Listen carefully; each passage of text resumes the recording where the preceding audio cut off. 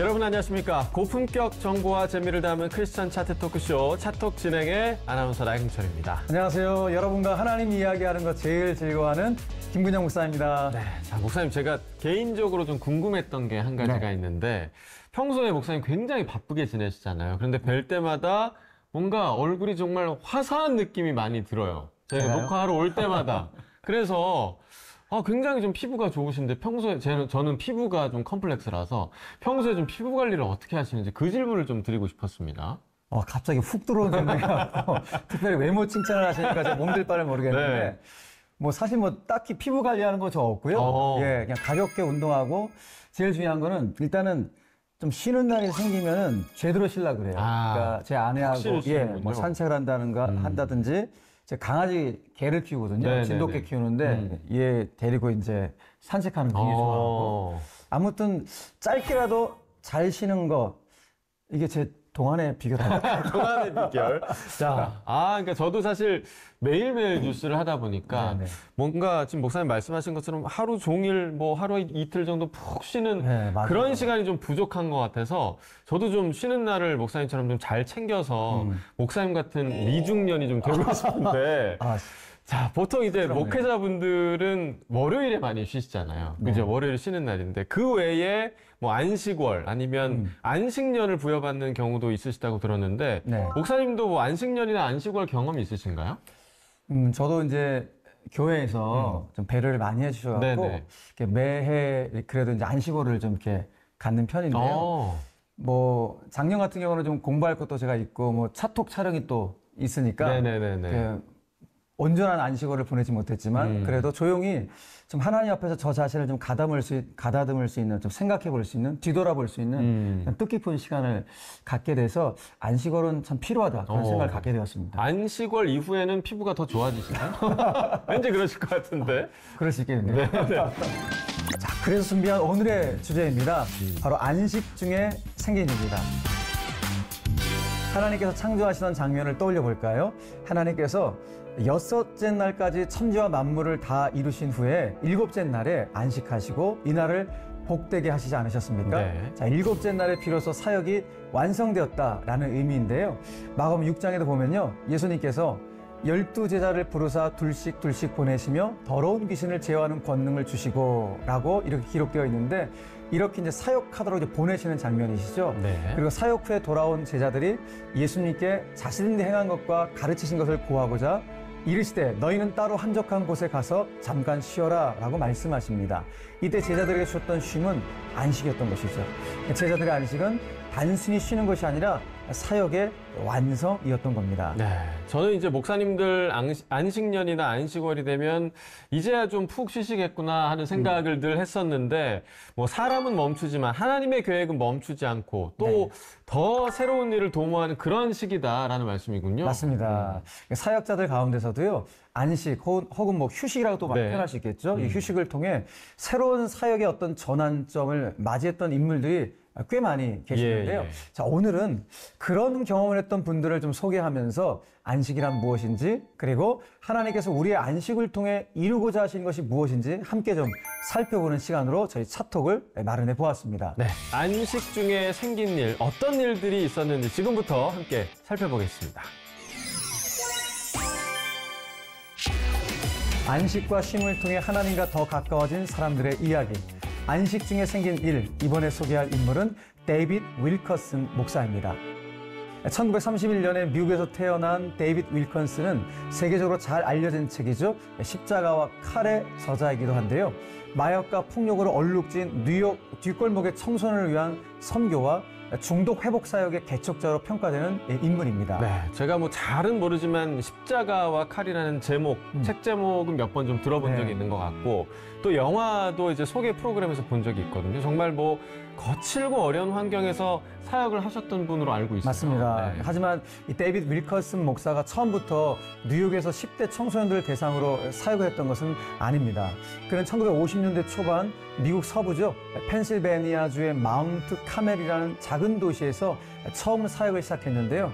비교적 평화롭고 조용한 마을에서 사역하던 데이빗 윌커슨 목사는 저녁에 시간이 나면 TV를 보면서 휴식을 했다고 합니다. 네. 목사님도 뭐 퇴근하시면 휴식하시잖아요. 그죠? 그렇죠. 네. 예. 그런데 어느 날 이 데이빗 윌커슨 목사는 밤마다 TV 보던 시간을 돌이켜 보게 됩니다. 그리고 그 시간을 하나님께 좀 드리겠다고 다짐하고 이제는 TV 대신에 기도하며 보내기로 작정을 하게 되는데요. 그렇게 자신의 시간을 들이던 중에 우연히 라이프라는 잡지에서 뉴욕의 청소년 갱단이 저지른 어떤 한 살인 사건에 대한 사진과 기사를 접하게 됩니다. 가해자도 피해자도 모두 10대에 불과했던 그 끔찍한 사건을 보던 데이빗 윌컨슨 목사는 마음속 깊은 곳에서 네가 그 아이들을 만나야 한단다 라는 부르심을 받습니다. 그리고 곧 순종하는 마음으로 뉴욕으로 향하게 됩니다. 네, 사실 뭐 인간으로서는 쉽지 않은 그런 결정이었을 것 그렇죠. 같습니다. 네. 연구도 없고 뭐 개인적인 영리를 위해서 간 것도 아니지 않습니까? 데이빗 윌컨슨 목사는 뉴욕 중심가가 아닌 이 뒷골목이나 놀이터에서 술과 마약에 취해 있는 청소년들을 찾아다니면서 말씀을 전하고 그들에게 필요한 돌봄을 제공하기 시작했습니다. 자, 갱단이 활개를 치던 그런 지역들이었으니까 꽤나 위험한 사역이었을 것 같은데. 굉장히 네. 위험하죠. 사역하면서 거리의 소년들에게 조롱과 구타를 당하는 게 다반사였다고. 예, 굉장히 위험했던 것이죠. 그러다가 거칠기로 유명했던 마우마우 갱단의 니키 크루즈라는 소녀를 만나게 됩니다. 이 주술과 부두교에 빠져있던 부모에게 겨우 8살에 버려졌던 니키 크루즈는 생존을 위해 갱단에 들어간 그런 소년이었습니다. 야, 8살에 버려졌다? 너무 충격인데요. 거의 뭐 사실 저희 연우보다 그죠. 한 살 많은 네. 수준이거든요. 그러니까 얼마나 힘든 그런 유년기였겠습니까? 그러니까 니키 크루즈는 갱단에서 이제 우두머리급으로 성장한 소년이 됩니다. 그런 니키 크루즈에게 데이빗 윌커슨 목사는 이제 말씀을 전하면서 그를 이제 변화시키기 시작하죠. 그러니까 하나님은 우리를 변화시킬 수 있는 능력이 있고 우리가 행복해지기를 원하신다고 이제 그렇게 전하는 것이죠. 그러나 니키 크루즈는 하나님은 아무 힘이 없고 여기는 우리가 다스리는 땅이라면서 데이빗 윌커슨 목사를 욕하고 때리기까지 하게 됩니다. 그러나 포기하지 않고 계속해서 니키 크루즈를 찾아간 결과 니키 크루즈는 극적으로 회심을 하게 됩니다. 그리고 갱단 청소년 두목에서 이제는 복음 전도자로 변화가 됩니다. 야, 그러니까 이 사건이 바로 십자가와 칼의 내용이 된 거군요. 맞습니다. 그러니까 책의 내용이 이제 영화로도 제작되면서 데이빗 윌컨슨의 뉴욕 뒷골목 사역 또한 많이 이제 회자되기 시작했는데요. 그는 1958년 틴 챌린지를 설립해서 마약, 알코올, 폭력 등으로 고통받는 젊은이들을 위한 이제 회복 사역을 본격적으로 시작하게 됩니다. 복음에는 중독을 끊을 능력이 있다. 심리학도 약물 치료도 아닌 오직 예수 그리스도의 보혈만이 진정한 치유를 가져온다는 바로 이 믿음에 기반한 틴 챌린저는 현재도 굉장히 많은 곳에서 운영이 되고 있습니다. 네, 그러니까 중독 치료나 재활을 우리가 평소처럼 의학적으로만 접근을 하지 않고 치유하시는 하나님의 말씀에 기대서 접근했다. 이 부분이 참 대단하게 느껴지는 것 같아요. 그렇죠. 이 틴 챌린저를 이끌어가던 데이빗 윌컨슨 목사는 1986년이죠. 또 한 번의 이제 휴식기를 맞이하게 됩니다. 집회, 책 집필, 강연이 이어지던 그런 일상을요 잠시 멈추고 이때부터 금식과 기도로 조용히 하나님의 뜻을 구하게 됩니다. 그렇게 기도하던 중에 또다시 이제 뉴욕으로 돌아가라는 부르심을 받게 되는데요. 그는 1987년 맨하튼 한복판 타임스퀘어 근처의 극장 건물에서 타임스퀘어 처치를 시작합니다. 세상에서 가장 화려하고 인간적인 즐거움으로 가득한 도시 한복판에서 다양한 인종과 배경을 가진 그 사람들이 함께 예배하는 그런 교회를 세우게 된 거죠. 네, 그러니까 사역의 두 변곡점 모두 잠시 멈춤, 그러니까 하나님 앞에서의 휴식으로 시작이 된 건데요. 그렇죠? 자, 안식 중에 생긴 일, 휴식을 통해 재차 헌신으로 나아갔던 데이빗 윌커슨 목사였습니다. 안식과 쉼을 통해 하나님과 더 가까워진 사람들의 이야기, 안식 중에 생긴 일. 다음 주인공은 영국 성공의 사제이자 저술가, 그리고 세계 복음주의의 스승이라 불리는 존 스토트 목사입니다. 그는 그리스도의 십자가, 현대 기독교 선언, 설교는 이렇게 한다 등 여러 저서를 통해 깊이 있는 신학을 소개했고요. 로잔 운동과 랭햄 파트너십을 통해서 글로벌 교회 지도자 양성에 평생을 바친 인물입니다. 네, 정말 폭넓은 사역을 감당한 인물이라는 생각이 드는데요. 워낙 바쁘셨던 분이라 안식년도 좀 늦게 가셨던 것으로 제가 알고 있거든요. 네, 맞습니다. 그러니까 기독교 복음주의의 거장이었던 존 스토트 목사는 런던 올 소울스 교회의 사역자이자 1974년에 개최됐던 로잔 언약을 주도한 인물이었는데요.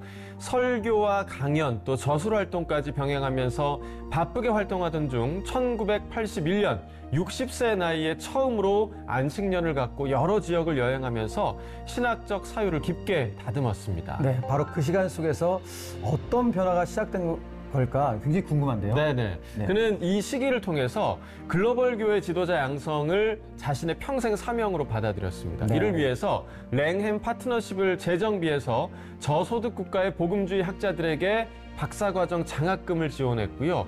설교자 훈련 프로그램을 운영하는 동시에 신학 서적을 출판하고 또 번역하고 보급하는 일에 전념하게 됩니다. 네, 그러니까 하나님의 일꾼을 세우는 어떤 사역가로서의 네. 전략에 세워진 그런 시간들을 보낸 것 같네요. 맞습니다. 예. 그러니까 그는 내 사역의 열매가 내가 죽은 후에도 지속되게 하려면 지금 준비해야 한다 이렇게 말했습니다.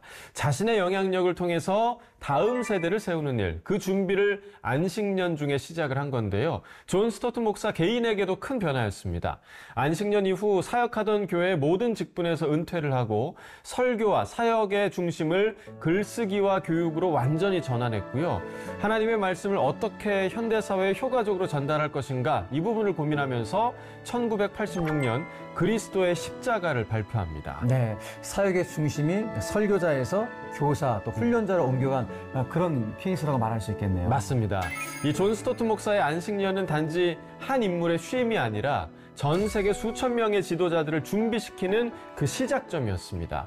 그의 명료한 가르침, 또 겸손한 리더십, 깊이 있는 신학은 지금도 신실한 복음주의자란 무엇인가 이 부분을 고민하는 이들에게 기준이 되고 있습니다. 네, 많은 목회자들이 배우고 싶어하는 인물이 된 이유가 바로 여기에 있었네요. 네. 안식 중에 생긴 일, 안식년을 통해 다음 세대로 이어지는 사역자로서 전환점을 맞이했던 존 스토트 목사였습니다.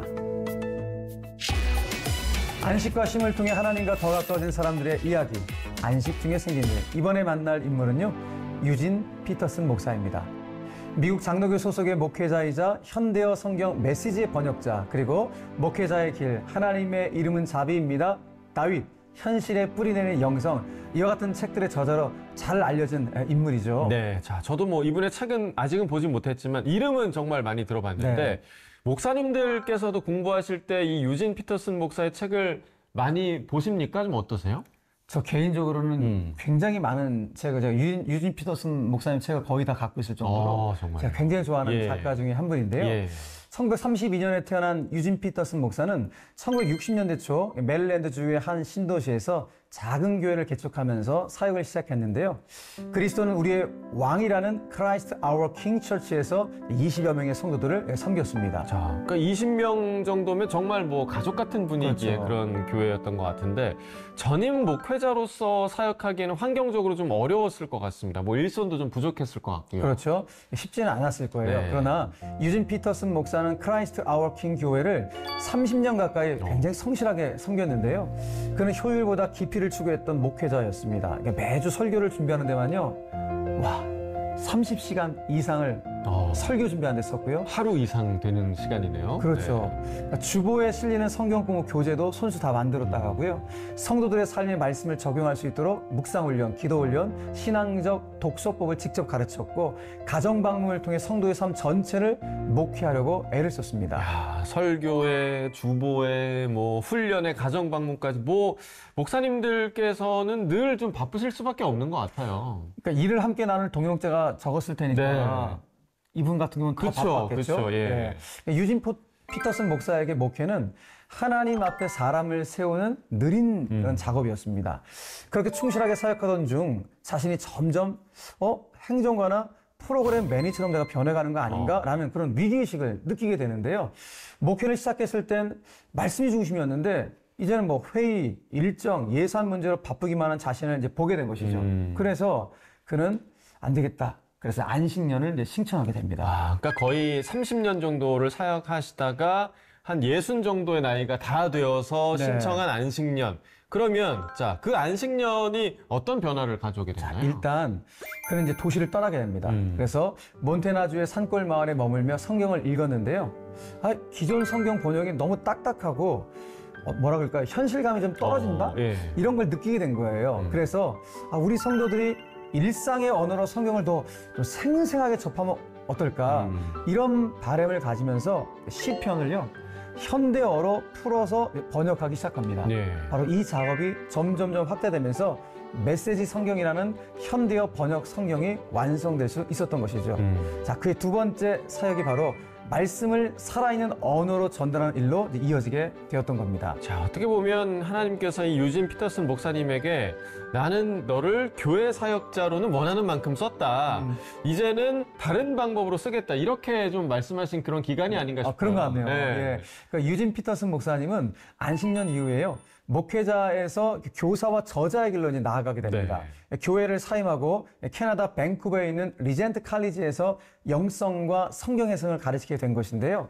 강의실에서 젊은 목회자들과 신학생들을 만나면서 성경을 단순히 공부의 대상으로 삼는 것이 아니라 좀 삶에 녹여내는 법을 전했습니다. 또 수많은 책을 집필하면서 목회의 본질이 무엇인지, 말씀 묵상의 힘이 얼마나 강한지, 그리고 기도와 순종의 의미를 꾸준히 나누는 작업을 했습니다. 네, 그러니까 사역자로서도 굉장한 뭐랄까요, 에너자이저였는데 네, 교육자로도 아주 열정적이셨던 것 같습니다. 그래서 여전히 현대교회 많은 사람들에게 영향을 주고 있는 게 아닐까 싶은데요.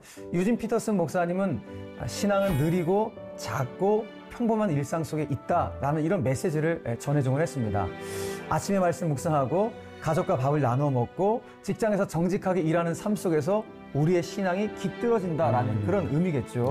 쉼없이 일하던 중 안식년이라는 휴식을 만난 이후에 유진 피터슨 목사님은 사역의 중심을 일상 속 말씀의 언어로 옮겨내었던 것입니다.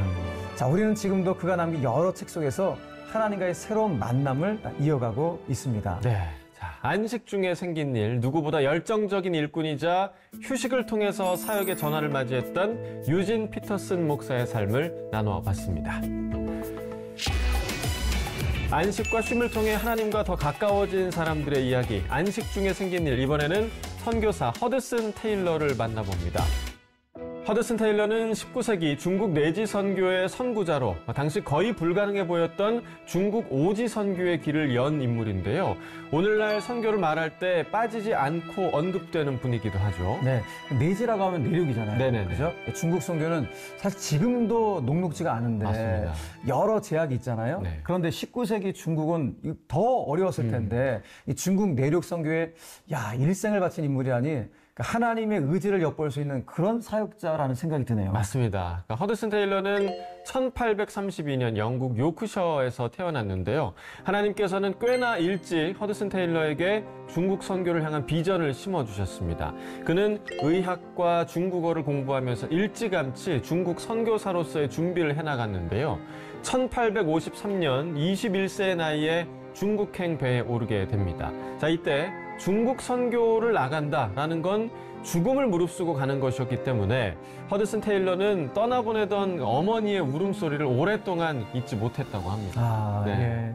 저는 아들 군대 보내는 날도 마음이 살짝 싱숭생숭했거든요. 그렇죠. 예. 그런데 중국 선교에 나서는 아들을 배웅하는 어머니, 그 어머니 마음 얼마나 힘들었을까 그런 생각을 해보게 되는데요. 허드슨 테일러의 중국 선교는 그럼 어떻게 전개가 되었나요? 네, 그러니까 그 런던 선교회 소속으로 중국에 파송됐거든요. 이 허드슨 테일러는 상하이에 도착을 해서 선교회 방침대로 해안가 도시를 중심으로 선교 활동에 나섰습니다. 자, 이때 중국은 태평천국 운동이 전개되던 시기였기 때문에 사회적으로도 매우 혼란했고요. 크고 작은 전쟁도 벌어졌기 때문에 이 내륙 선교는 사실 불가능했는데요. 이런 어려움 속에서도 허드슨 테일러는 중국 내륙 선교의 소망을 포기하지 않았습니다. 네, 자신과는 아무 상관없는 중국이라는 나라, 그 중에서도 복음의 발길이 닿지 않은 곳에 위험조차 감수하고 가고 싶다는 그 마음을 하나님 품게 해주셨네요. 맞습니다. 허드슨 테일러는 행동으로도 많은 노력을 했다고 하는데요. 일단 중국인들이 입던 옷으로 본인의 의복을 좀 바꾸고 현지인들처럼 변발을 하기도 했다고 합니다. 네. 또 허드슨 테일러라는 이름 대신 중국 이름을 사용하는 등 현지화 전략을 택하는데요. 요즘에야 뭐 전략 전략적으로 현지화를 택하는 선교사들은 굉장히 많지만 1800년대 영국 선교사로서는 굉장히 파격적인 결정이었던 거죠. 그래서 당시에는 같은 유럽 선교사들 사이에서도 비판을 받기도 했다라는 이야기를 들은 적이 있는데요. 당시 중국 내륙은 선교사들의 발길이 닿지 않았던 곳이라 여러모로 굉장히 고충이 많았을 것 같은데 어땠을까요? 많았다고 하더라고요. 네. 이 허드슨 테일러는 춥고 배고픈 생활 속에서도 전도용 소책자를 번역하고 이를 배포해서 의료 사역을 펼치면서 조금씩 이제 중국 사람들의 삶 가운데 들어가기 시작을 했는데 7년간 이곳에서 사역을 하던 허드슨 테일러, 건강 악화, 또 가족들의 질병 때문에 잠시 영국으로 다시 귀국을 하게 됩니다. 자, 몸은 지쳤지만 그래도 마음은 지치지 않았던 젊은 선교사에게 귀국은 사실 원치 않았던 그런 쉼이었다고 해요. 네. 하지만 하나님께서는 그 시간을 새로운 사명을 준비하는 시기로 쓰시게 됩니다. 그때가 허드슨 테일러의 인생이 어떻게 보면 굉장히 중요한 전환점이 되었겠는데요. 그렇죠. 예. 네. 귀국 후에 회복의 시간을 갖던 그는 1865년 브라이턴 해변에서 기도를 하던 중에 기존의 선교 체제와는 다른 오직 믿음에 의지하는 새로운 선교 단체를 세우기로 결심을 하게 됩니다. 처음 중국에 갈 때는 런던 선교회 소속이었는데 네. 이제는 온전히 본인이 새로운 단체를 이제 만들게 된 것이죠. 맞습니다. 예. 허드슨 테일러는 런던에서 중국 내지 선교회, 약칭 CIM을 설립을 하는데 이 선교회는 몇 가지 지점에서 기존과는 완전히 좀 달랐습니다. 그러니까 재정적인 후원이 약속 없이도 선교사를 파송했고요. 또 교단을 초월해서 협력을 했습니다. 또 중국 문화에 철저히 동화되는 그런 사역 방식을 택했는데 하나님의 일이 하나님의 방식으로 수행될 때 절대 부족한 자원은 없을 것이다. 이런 허드슨 테일러의 믿음을 실천한 것이기도 합니다. 네. 당장 아무런 지원을 못 받아도 현지에서 하나님께서 공급해 주실 것이야 라는 이 믿음으로 선교사들을 파송했군요. 예. 참 쉽지 않은 일이지만은 하나님께서는 선교사님들을 배고프도록 두지 않았을 것 같은데 어떻게 했을까요? 그렇죠. 네. 허드슨 테일러는 1866년에 자비량 선교사 16명과 함께 다시 중국으로 향하게 되는데 이 중국 내지 선교회는 뭐 병원 설립, 문맹 퇴치, 고아 사역, 또 신학교 운영 등 다양한 방식으로 복음을 전했습니다. 그가 직접 훈련하고 세운 선교사들은 수천 킬로미터에 걸쳐 내륙 깊숙한 곳까지 흩어졌고요. 또 1900년경에는 이 CIM 소속 선교사만 무려 800여 명에 달했다. 이런 기록도 있습니다. 이들을 통해서 교회 수백 곳이 개척이 됐고요. 수십만 명의 중국인들에게 복음이 전해졌다고 합니다. 몸이 아파서 선교를 포기하고 귀국하던 순간에는 이게 어떻게 보면 실패처럼 느껴질 수도 있었겠다라는 생각이 드는데요. 네. 그런데 하나님께서 그의 안식, 쉼을 통해 새로운 방향키를 주시고 어떻게 보면 더 큰 열매를 맺게 하신 그런 케이스라고 말할 수 있겠네요. 맞습니다. 자, 안식 중에 생긴 일, 선교 중 귀국이라는 일시 멈춤을 통해 새로운 열매를 맺은 허드슨 테일러였습니다. 세상의 모든 주제를 차트로 이야기해보는 고품격 크리스찬 차트 토크쇼 차톡. 오늘은 안식을 통해서 새로운 방향과 깊이로의 사역 전환점을 맞이했던 여러 인물들을 만나봤는데요. 자, 또 기회가 있을 목사님의 안식월, 뭐 매년 안식월이 있으시다고는 했지만 제가 더 기대하게 될 것 같은데 좀 어떠신가요? 왜 기대하시죠? 피부가 더 좋아지실 것 같아요. 사실 뭐 안식월이라는 게 뭐 교회 상황에 따라서 네. 달라질 수 있기 때문에 뭐 언제라고 예상하는 것은 뭐 제 좀 개인적인 욕심일 수 있다는 생각이 들고요. 저 개인적으로 뭐 지금은 주시면 주시는 대로, 이끄시면 이끄시는 대로, 또 하나님께서 정해주시면 정해주시는 대로 그렇게 쓰임 받아야겠다. 그래서 늘 감사함으로 사는 게 저에게서 가장 큰 안식과 쉼이지 않을까 그런 생각을 해보게 됩니다. 네. 그래서 저는 개인적으로 감사가 안식이다. 감사가 쉼이다. 그런 생각을 또 해보게 되는데 아마 우리 나경찬 아나운서도 이 감사를 생각하면 안식과 쉼과 좀 연결되는 연결이 될 것 같습니다. 일들이 있지 않으세요? 네, 맞습니다. 그래서 저도 이렇게 물리적으로는 뭔가 내가 쉴 시간이 많이 없긴 하지만 지금 목사님 말씀하신 대로 순간순간 감사한 그런 마음들이 뭔가 쉼으로 이어지지 않을까라는 생각을 문득 또 목사님 말씀 통해서 해보게 됩니다. 네. 그래서 우리 시청자 여러분들도 뭐 여러 상황들이 녹록지 않고 힘든 그런 시간들이 참 많지만 그래도 하나님의 은혜 앞에 감사하면서 하나님 주시는 그 순간순간에 그 쉼도 누리시고 그 쉼 속에서 역사하시는 하나님 만나면 그때가 어떻게 보면 최고의 안식, 쉼이 아닐까 그런 생각을 하게 되는데 우리 시청자 여러분께도 그와 같은 최고의 안식과 쉼이 있게 되기를 간절히 소망합니다. 네, 매일매일 뭐 저도 뭐 바쁘다, 뭐 너무 정신없다 이렇게 불평만 했던 것 같은데 하루에 한 5분 정도라도 떼어서 좀 기쁘게 보내는 훈련을 해봐야겠다 이런 생각이 들게 됐습니다. 네, 휴식 가운데 큰 충만함과 정말 새로움이 있기를 정말 축복하면서 응원합니다. 네, 저도 같은 마음으로 시청자 여러분들을 응원하면서 오늘은 이만 인사를 드려야겠습니다. 차톡 시청자 여러분, 다음 주에 꼭 다시 만나요.